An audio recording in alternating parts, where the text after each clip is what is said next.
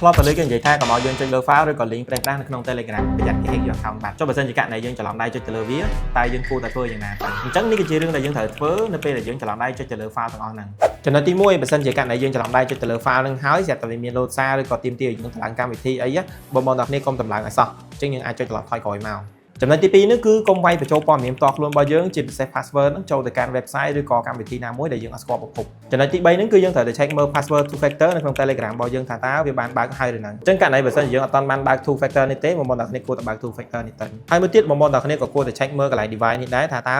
device ដែលមាន login Telegram របស់យើងហ្នឹងគឺជា device ដែលយើងកំពុងប្រើប្រាស់ហ្នឹងឬក៏ជារបស់អ្នកណាចំណុចទី4ហ្នឹងគឺបងប្អូនទាំងគ្នាត្រូវតែ check នៅក្នុង file របស់យើងថាតើវាមាន file ណាដែលយើងគួរឲ្យសង្ស័យឬក៏អត់អញ្ចឹងយើងចូលកន្លែង internal storage នេះមកបន្តមកទៀតបងប្អូនទាំងគ្នាចូលកន្លែង download នេះអញ្ចឹងយើងអាចមើលថាបើសិនជា file ណាដែលយើងសង្ស័យឬក៏គិតថាវាជាមេរោគបងប្អូនទាំងគ្នាគួរតែលុបវាចោលទៅចំណុចទី5សម្រាប់បងប្អូនដែលគាត់ប្រើ Samsung បងប្អូនទាំងគ្នាចូលទៅកាន់ setting មកបន្តមកទៀតបងប្អូនទាំងគ្នាអូសមកកន្លែងពាក្យថា security and privacy អញ្ចឹងបងប្អូនទាំងគ្នាអាចធ្វើការ check កន្លែង security នេះបានបើសិនជាកន្លែងណាដែលមានពណ៌លឿងឬក៏ពណ៌ក្រហមគឺយើងត្រូវតែ check មើលកន្លែងភ្លាមនៅក្នុង setting ហ្នឹងដដែលបងប្អូនទាំងគ្នាអូសចូលទៅខាងក្រោមមកបន្តមកទៀតចុចទៅលើពាក្យថា device care